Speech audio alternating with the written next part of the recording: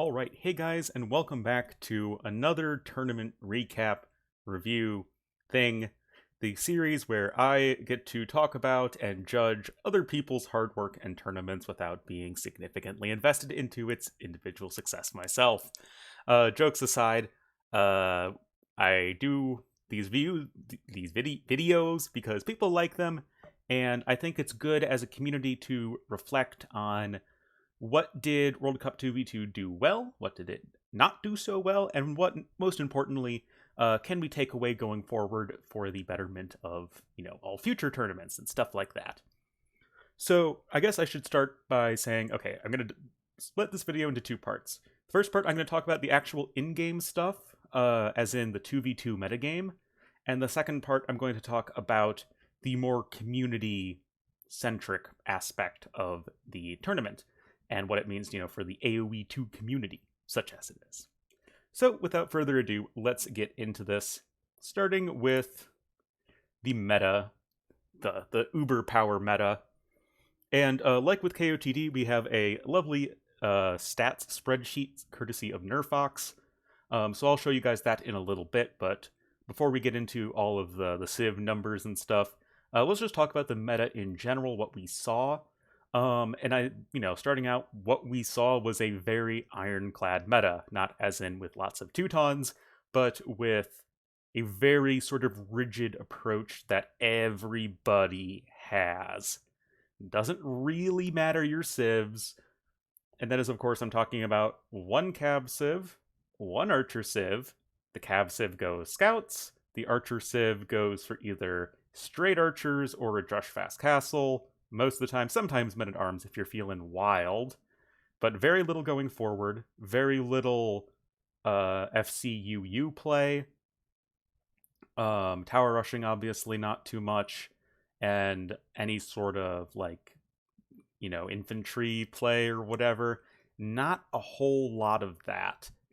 And furthermore, it seemed like anytime people tried to significantly deviate from this, when it comes to the more open land maps, it didn't work out so well, and it just felt worse than the very set meta. Now, something else that is worth noting is that we get to see this play out a lot throughout the tournament, as every single series had game one on Arabia, like many tournaments these days. But we also had Golden Pit, Ghost Lake, and Valley, all of which are very similar to Arabia. Golden Pit, yeah, you have the gold aspect in the middle, but Valley and Ghost Lake all play out very, very similarly to Arabia. And these maps are also picked a lot. And I'll get into more of that later. So my point being, there's lots and lots of games where we saw the same thing happen again and again and again, and it just proved to be sort of figured out as far as this is what works in this current patch, even though it wasn't the current patch, but you guys get the idea. And within that, the civs that tended to do really well were obviously the civs that are specialized for archers and cavalry, duh. But even beyond that, I think the ones that have a more aggressive tilt and aggressive leaning tended to do super well. So we actually saw a lot of play of Ethiopians, a lot of play of Mayans, obviously. It's Age of Empires too. But we saw a lot of Magyars play and early picks, Berbers, especially with that mid-game knight aggression. And it really came down to these very decisive fights. Okay, I guess first, sort of the first tipping point is, did the Archer player who went for a Drush, did that Drush do a lot of damage? Because if the Drush did a lot of damage, or even if the Drush allowed them to go for a fast castle without taking any damage themselves, then usually they would be very, very, very far ahead. Usually, not always, but we're talking about the course of, dozens and dozens of games. 200 in the Gold League, so a lot of games we're seeing this. And the second tilting point is just, okay, you have your Archer and Cav blob, they have their Archer and Cav blob, They're gonna fight, and whoever has the advantage is just going to snowball that and win the game by like early Imperial Age. And we saw that over and over and over again. It's just all about that snowball. It was some of the least diverse Age of Empires I've seen in terms of actual units that were used. I mean, we did not see much monks. We really didn't see that much siege. We didn't see um, camels unless really you were Indians or Berbers. We didn't see elephants much at all. Not cav archers we didn't see much of. Again, UUs were very much missing. And I do think that's unfortunate from like a viewer perspective and a caster perspective.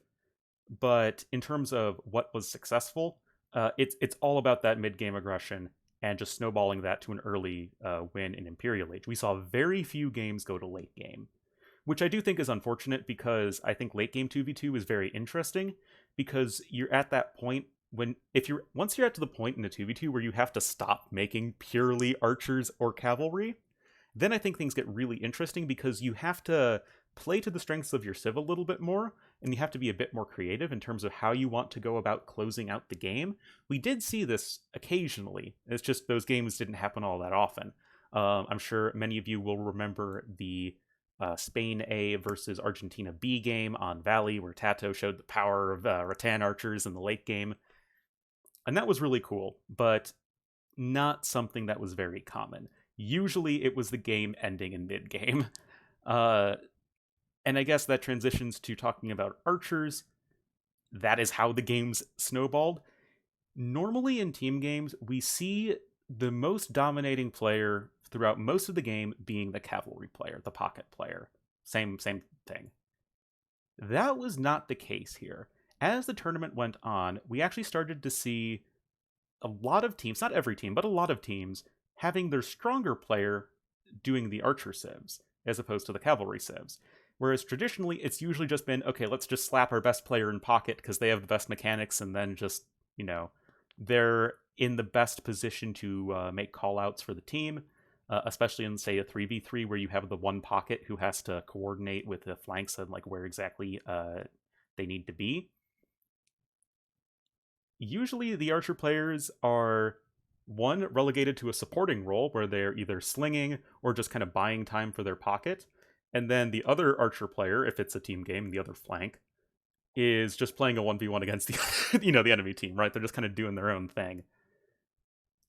We saw here the game was won or lost by the archer players so often, and that's just because if you have a big mass of archers, and both teams have that, the armies will fight, and the cav units will attack the cav units, and the archers will also attack the cav units, so both cav players will actually end up just trading their armies most of the time, and then you're in a situation of, okay, there's like this huge blob of archers that both players still have. Can you get a big win? Whoever has the most cavalry units left are going to force the archers of the enemy team back, and then that can give you an advantage, an opportunity to snowball, and that obviously can be very powerful. And we saw archer players eschew a lot of eco just for maximum archer numbers. Like, this is stuff we see like in 1v1 from Leary a lot, where he'll just go with like a bunch of archery ranges in the mid game and just try and kill you. And we saw that play out on like a very consistent level throughout this tournament, where we have, okay, I'm going to be, say, Mayans or whatever, and I'm not going to add extra TCs. Maybe I'll add like one TC, but then that's it. And, I guess I should caveat this with, we don't normally see huge booms from archer players. You don't need a huge eco. But I would say that even compared to what we would consider normal, there was very much, okay, one, maybe two TCs, add the University Quick for ballistics, not really add the Siege Workshop unless you're in panic mode, in which case you're pretty screwed anyway. But add it ranges 3 and 4, and maybe even 5. And then just try and click up to Imperial Age with, 50 to 60 crossbowmen. And this especially is true if your civilization is Saracens or Mayans, because then you go for Obsidian Arrows, or you're just Saracens, and then you just try and win the game just by, you have this huge mass of archers, and they'll kill all the buildings. And then There isn't a whole lot of interactivity there. So I do think that was a very interesting development that we saw throughout the tournament, play out. Slinging. So every tournament has their own rules with slinging, and in this particular event, it was once both players are in Castle Age, you can sling as much as you want, but you cannot sling before both players are in Castle Age. And then, either player can sling whatever. We saw slinging mostly as a reactionary thing. As in, somebody fell behind, so they know they can't keep up with doing the same thing as their opponent, but worse. So what do? You try and sling your teammate to a faster Imperial Age, and then use that tech advantage, those military numbers advantage, to again snowball the game. This wasn't especially successful, and that's because the reactive sling is usually bad, and it's bad for a reason. It's because you don't go for a reactionary sling unless you're behind, in which case it's kind of like it's not a Hail Mary, but it's like one step up from a Hail Mary, right? You're really trying to do something special to get back in the game. We did see some success with strategies where it was like, okay, they're going to be slinging right away. But again, that wasn't super, super common. Again, like, there are exceptions to all of these things that I'm saying, but I'm talking about the more broad picture throughout the tournament. So I think it was kind of interesting that slinging could have been really good, but it was only in very specific situations, and I think a lot of those situations were with Saracens and Mayans, and just using the ability to completely snowball anti-building archers to just, like, you just don't deal with that.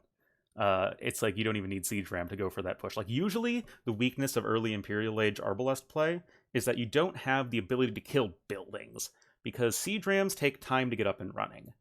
And if you're going for a fast Imperial Age, you usually don't have a castle. Players were very slow to go onto stone in this tournament. So you have a bunch of archers that can kill the enemy units, but if your opponent just has a bunch of stuff in the way, well, then it is pretty sad. This is not the case if you have Saracen archers or Mayan archers, but obviously that's not every game, and Dash is now very excited about something, which is always very fun when recording. Anyway, the last thing I wanted to talk about before I get into the sort of community meta stuff is the tournament was played pre-anniversary patch, which means that we don't have the Tadar changes, we don't have the other Civ changes. Really, it's Tadars, right? No. There weren't the big nerfs to Khmer, there weren't the buffs to Koreans, there weren't the changes to, I'm just looking at the Civs here, Aztecs were not nerfed yet, Portuguese were not buffed yet, all of that stuff. So, oh yeah, Indians, of course, Indians also got hit with the nerf bat really hard.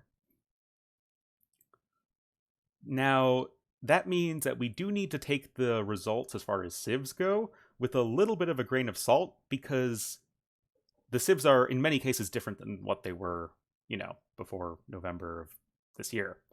So with that, I am going to pull up Nerfox's happy little spreadsheet here. Boom! Hopefully you guys can see that. It zoom in a lot. So here are the Civ stats, and I guess the map stats as well. Again, for what these are worth, I'll talk about this more later, but there were a lot of very one-sided matches, so take these stats with a grain of salt, but I still think it is worth looking at them, just because there was at least a fairly good sample size of 200, I guess. I assume so. So we have Arabia played the most, 28%, with 29 civs picked, which is pretty darn good, but obviously most of those are like one-offs. We have Arena played at 10%, Chaos Pit at 6%, Golden Pit at 11%, Ghost Lake at 14%, Nomad at 9%, Scandi at 4%, Team Acropolis at 5%, Team Islands at 9%, and Valley at 7%. So what does this mean? It means that people liked playing on the Arabia clones. Golden Pit over 10%. Ghost Lake 14%. That's the highest. Valley was a little bit lower, interestingly. But everything else is usually hovering, between 9 to 10%. Maybe a little bit lower. Scandi wasn't super popular. Chaos Pit obviously wasn't super popular. Arena was on the more popular side of things, but interestingly, that was mostly in the earlier rounds, as by the time we got to the later stages of the tournament, Arena was like almost always banned, just because that is just how it worked out with the sorts of players that had made it that far. So a lot of the stats are going to be for those more open land maps, like I said. So here we see Khmer, the most banned civ, and then Saracens, and then Britons are like the big three. Now, you banned Khmer because this is pre-nerf Khmer, and Khmer pre-nerf were pretty silly in team games. Even in this scenario, we had Khmer played 18 times with a 67% win rate, which is really high, especially for 18 games played. Even considering that there were a lot of blowouts. Saracens as well, sitting at a 70% win rate with 20 games played. That's really high. And again, it speaks to how often the Civ was played and to what success. Then people just didn't want to play against it. Interestingly, I'm just seeing this now. Franks were very rarely banned, but at least oftentimes sniped. Same with Mayans. But that's just sniping the strongest Cav Civ and the strongest Archer Civ on paper. And then Britons oftentimes sniped, banned pretty frequently as well. And that's because people didn't want to deal with the sheer number of archers that Britons could get out. The range is really good. The range is really good, don't get me wrong. But I think what's potentially even more important than that is the range combined with the fact that you can get a lot of archers out. And you have a very good eco as well. One of the best Drush-fast castles, crossbowmen play. So in a world where that's very popular, Britons are going to be even stronger, relatively speaking. So other than that, notable stuff, Slavs had a very high win rate in this tournament. They were never banned and never sniped, and yet boasted a 71% win rate. 25 wins, 10 losses. That's 35 games. That's a lot. That's really good. And Slavs weren't changed in the anniversary patch, so we can pretty much take this in our heads and apply it to the current game as I'm recording this. So, what's that say? Castle Age, early Imperial Age. All about just having that strong eco and strong flood of units. Other very strong civs that were played a lot. Chinese were very strong. Just Chinese are a great archer civ. Not really a whole lot to say about that. Indians were not very successful, 12 and 18. And that is because in a very archer-dominated meta, Indians are not going to look super good because, okay, you deal with the enemy cavalry player really well, but if you fall behind in the archer department with your teammate, then you can't really help your teammate deal with the enemy archer player because camels suck against archers.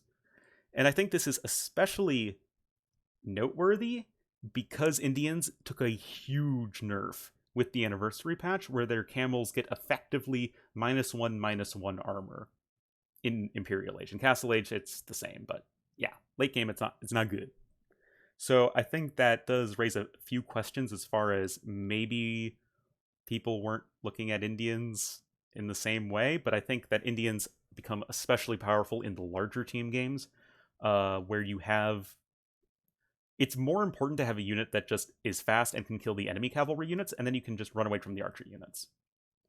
Beyond that, I don't want to get into this for too long. Civilizations like Persians and Mongols had very poor performances. Persians are in many cases outclassed by other cavalry civs, and Mongols are not an archer civ, nor are they a cavalry civ. I mean, yes, they can do both, but they're not excelling at either. You want to get into late game in Mangudai, and games just didn't go to late game very often. Other than that, anything super big that I am missing? Cumans had a very poor win rate. It's just a civ that isn't really figured out yet, and it's so dominant, it's so based around a single strategy that, yeah, it's very predictable. And then I think that should be about it. So that aside, let's go ahead and look at the community meta. Oh yeah, actually before that, let's look at the results, just the raw results of the tournament. So any big upsets in the group stage? No, not really. Other upsets? Like this tournament wasn't designed for upsets, and we really didn't have a whole lot. The tournament did not really get going until the later stages because you just see 3-0, 3-0, 3-1, 3-1. We had very few close sets. Brazil versus Vietnam A was definitely okay. You're looking at two countries that are pretty evenly matched, but that was it for the playoffs. Everything else was not that close, and I think was a fairly strong showing one way or the other. Norway performing very well. It's Viper and MBL. It shows that even if you don't have a ton of experience and like cohesion, if you're really, really, really good at this game, you can make it work. Getting a very, solid second place performance. Spain, I think, was the biggest surprise of the tournament in a pleasant way. You look at a team and it's like, okay, it's Tato Lan. They're both really good players. Are they like the super flashy top players? Tato maybe a little bit, Lan definitely not as much. I think it was surprising that they would get a third place finish, 4-0ing Miguel and Dogao. Like, that is pretty darn solid. And I think a lot of that speaks to the fact that they had really good preparation, and they had surprisingly really strong coordination for two players that aren't teammates, right? So that was really nice to see. Brazil definitely not really performing super great at the end, but still they made it really far. Finland losing in the quarterfinals, but they lost to China, who ultimately won the tournament, so it's like, it's not really that bad. And I think everything else was fairly straightforward. All right, one short corgi-based interruption later, we are back, and we are going to now move right along to the community meta, as I call it. So pretty much, what was the drama of this tournament, and how does it fit into the AoE community, and what can we learn from it going forward? Nationality baggage. The tournament's Nations Cup. It features teams from, countries. This is an idea that works well in the World Cup and for like the actual World Cup and the Olympics. A little bit less so in AoE 2 because you have a significant imbalance in terms of you already have a very small pool of top players who are like a lot better than everyone else. You have like the national pride at stake, and also because of that asymmetry, other problems will arise. So what am I talking about? So first drama is you have Modri wanting to team with Doubt. So instant Yugoslav flashbacks. So in case you do not know, Modri, the arena clown, really good player, is Slovenian, and really the only like high-level Slovene player. And Doubt, the Lord himself, is Serbian, and again, the only super high-level Serbian player. Now, they are from different countries. However, when they were born, they were in the same country and had the same country on their birth certificate. So Modri wanted to team with Doubt. Doubt was pretty agnostic to the whole situation, so it kind of fell through. But I still think that it raised a lot of heated debate, shall we say, on AoE Zone. And this is what happens whenever you involve anything like nationality, particularly in areas that are politically contentious, shall we say. So that is the whole awkward thing as far as that goes. And then you have like, okay, well, like, can the Czechs and Slovaks team together? Or, can the Baltic countries team together? Or the Low countries? Mostly it's Europe. I blame you, Europe. You have too many small countries. Jokes aside, so that at least didn't really become a big issue going forward.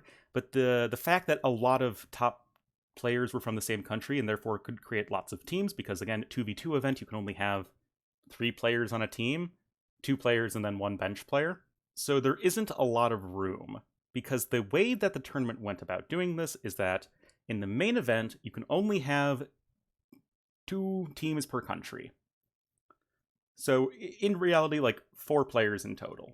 If you have teams that would qualify based on seeding, but it's like the 3rd team, so I think this was the case for China and Brazil and Vietnam, where they essentially would have had like 3+ teams in the top 32. So they had to like fight it out, and that instantly turned some people off because you're artificially sorting through to make sure there's like a diversity of countries sort of thing. And I do think that's a little bit questionable, because either you have 1 team per country and you just have, I think, a larger event in terms of it's not 2v2, it's like 4v4.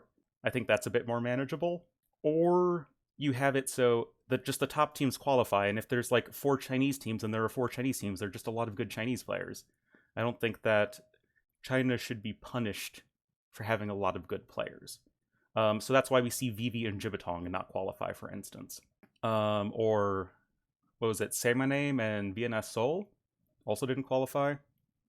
And I do think that's pretty unfortunate. Furthermore, in the round of 16, I know I'm going to be jumping back between these.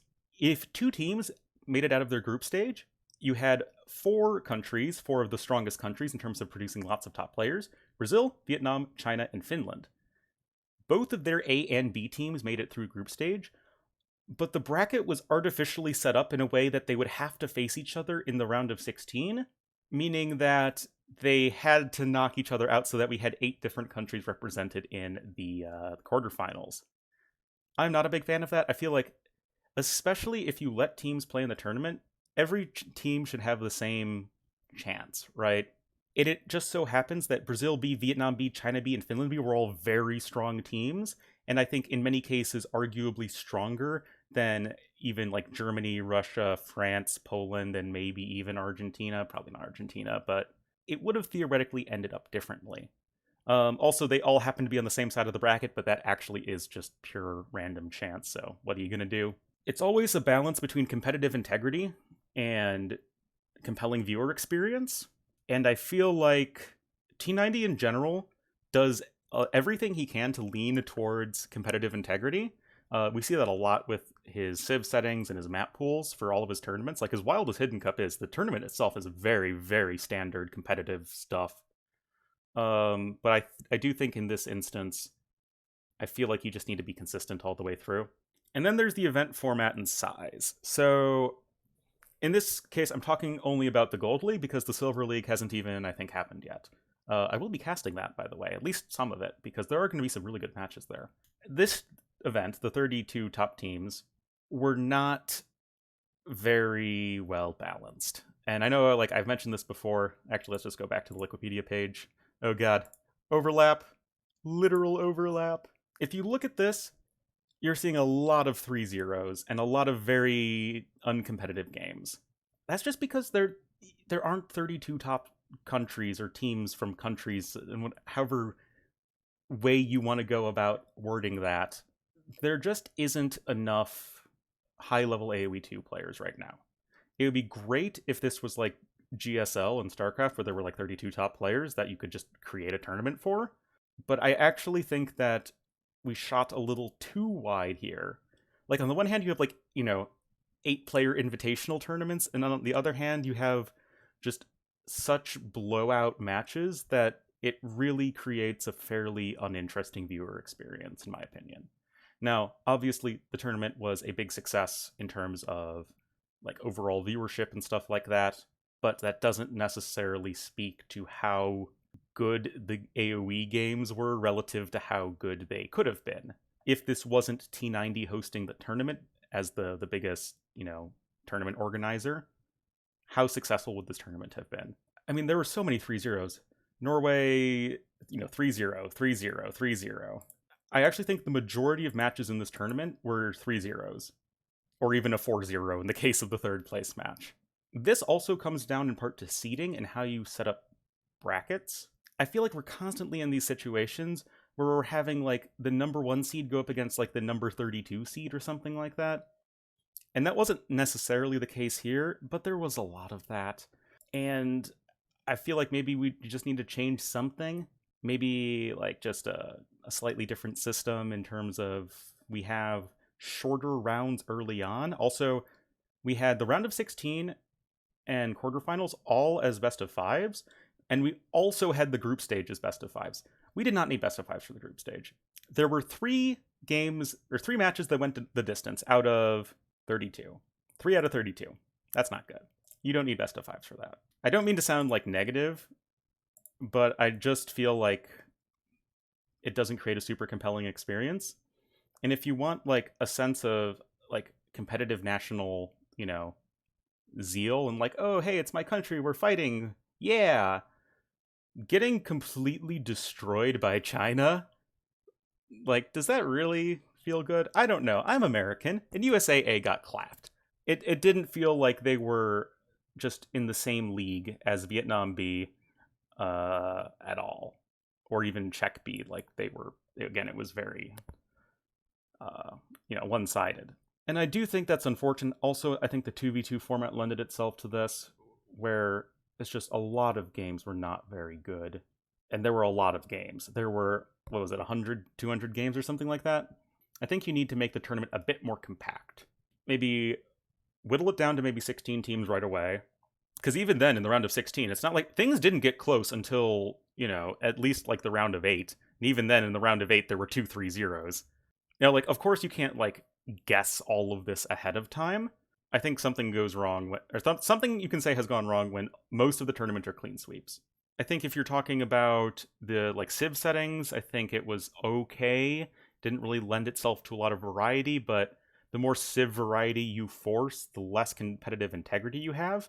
I know this because I hosted a tournament where you had to go full random every time.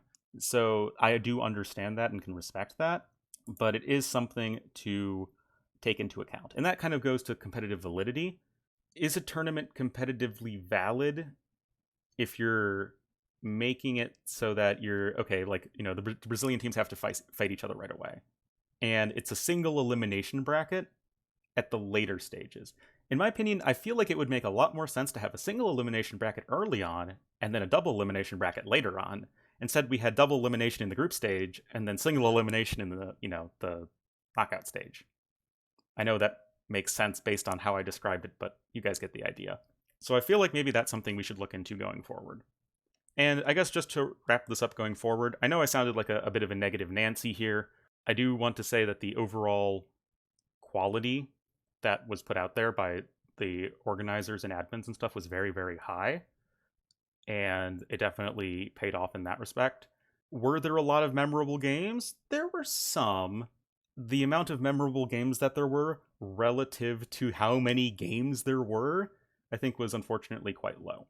Now, going forward, is 2v2 something we want to do more of? Yes, to some degree, because I think every mode from 1v1 through 4v4 should be highlighted to some degree. I feel like 2v2 is the least interesting to watch. The problem is organizing larger team game events is a lot harder. Prize pools split up more. It's harder to organize players. Generally speaking, there's less interest in it because the way that AoE works out right now is that people are a lot more attached to individual players as opposed to teams, which, I mean, is fine. It's just that lends itself to 1v1 tournaments being the most popular, or 2v2 if you have two of your favorite players teaming up together. That said, I feel like just 2v2 can be really, really repetitive, especially on open land maps. Some shining maps I do think were Team Islands and Nomad, and even Arena. I think all showed themselves to be nice little splashes of difference in the wave of similarity. So I think that was quite good. And I think that, overall the tournament worked in that you had a tournament with a lot going on, a lot of teams, a lot of players, and it was well organized. It had, there wasn't like a ton of downtime. It was, pretty streamlined and had good viewership and a big prize pool. And I think ultimately the best team in the tournament, which was China A, won the tournament. And that is first and foremost the most important thing of a tournament. So I think that's good. And I hope that, T90 and Nacho and Robo and all those guys, they're happy with what they put up because it was good. It was like, it was a good product, I guess. But obviously there are flaws and weaknesses that should be addressed going forward. So that's my whole spiel. I know I rambled a lot in this video, but, you guys know what you're signing up for when you click on this video. You have every chance to back out and click away. But, yeah, obviously, leave a like if you enjoyed. Follow me on Twitch if you want to do that. That's all in the links below. And I will see you guys next time.